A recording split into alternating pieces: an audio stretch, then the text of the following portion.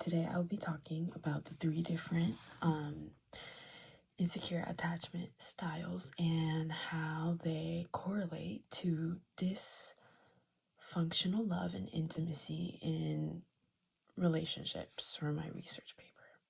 So the three attachment styles I'll be talking about today would be the disorganized attachment style, the avoidance attachment style, and the anxious attachment style.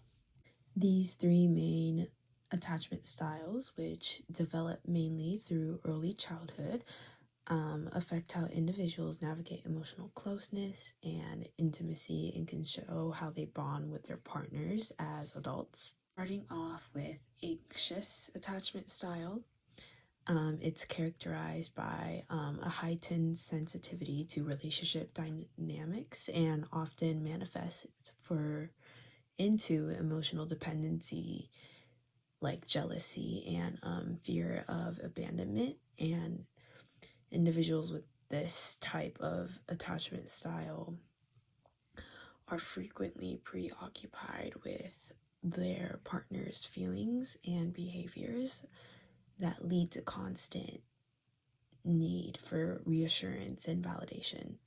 And they also may struggle with emotional regulation and often experience very intense emotions and feelings of anxiety or insecurity when faced with perceived relational threats. On to avoidant attachment styles. So now, in contrast to anxious attachment, those with avoidant attachment styles prioritize emotional independency and distance and often resist the vulnerability and closeness in relationships. And they may also have been raised in environments when they were kids where emotional needs weren't met or very discouraged by their peers. As a result, they often downplay emotional feelings in a relationship and have trouble trusting their partners, and that which lead to emotional withdrawal in times of conflict. I'm very guilty of that. Both the two attachment styles I just mentioned have their communicative issues in different ways. So for anxious attachment, it comes from like the emotional overflow where they express too much of their concerns or frustrations in an extreme way, and that could be perceived as overwhelming or clingy by their partners.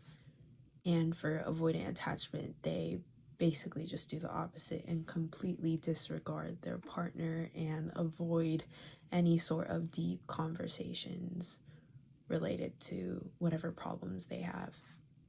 For disorganized attachment, they simultaneously crave emotional closeness while fearing it, which results in unpredictable and contradicting behaviors that are really confusing for their partner.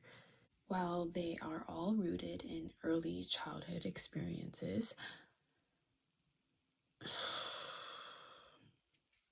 they are all three rooted in early childhood experiences. They significantly influence romantic relationships by creating emotional distance, instability, and communication. And in these attachment patterns and the impact that they can have on these relationships is essential for the partners who are willing to work with these individuals facing attachment related challenges, and for couples who want to have a healthy and fulfilling relationship.